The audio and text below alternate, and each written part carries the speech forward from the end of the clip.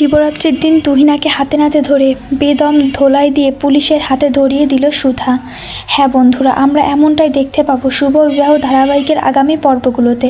সুধা কাতলার হাত থেকে তরিতা ও ঝুম্পাকে উদ্ধার করে বাড়ি ফিরিয়ে আনে। এরপর অফিসার আসে বাড়িতে। অফিসার আশুতোষ বলে শিবরাত্রির দিনই তুহিনা ও মেয়ে পাচারকারীর ওই গ্যাংটাকে ধরতে হবে। তখন সুধা বলে তুহিনাকে আমি ছাড়বো না, শিবরাত্রির দিনই ওকে হাতে নাতে ধরে ওর খেলা আমি শেষ করব। এরপর তুহিনাকে হাতে নাতে ধরার জন্য ফাঁদ পাতে অফিসার আশুতোষ ও সুধা তেজ। এরপর আসে শিবরাত্রির দিন, সবাই তো আনন্দে মেতে ওঠে আর সুধা নিজের হাতে করে মিষ্টি বানায়। আর তুহিনাও প্ল্যান করে শিবরাত্রিতে যেসব মেয়েরা জল ঢালতে আসবে শিবের মন্দিরে তাদেরকেই পাচার করা হবে। এই বলে তুহিনা ও তার ভাড়া করা গুন্ডাগুলো চারপাশে ছড়িয়ে পড়ে। অফিসার আশুতোষ ও তার টিম ও মন্দিরের চারপাশে ছড়িয়ে ছিটিয়ে থাকে কিন্তু ছদ্মবেশে। আর সুধাও যায় মন্দিরে, সুধার সাথে তেজও যায়। সুধা নজর রাখে তুহিনার ওপর। এরপর তুহিনার ভাড়া করা গুন্ডাগুলো যখন মেয়েদের গাড়িতে তোলার চেষ্টা করে তখন সুধা আচ্ছা করে গুন্ডাদের ধোলাই দিয়ে মেয়েদের ভয়ঙ্কর বিপদের হাত থেকে উদ্ধার করে। এরপর যখনই তুহিনা পুলিশের চোখ এড়িয়ে পালাতে যাবে ঠিক তখনই সুধা রুদ্রমূর্তি নিয়ে তুহিনার সামনে আসে। তুহিনাকে আচ্ছা করে ধোলাই দেয়। সুধা বলে তুহিনা,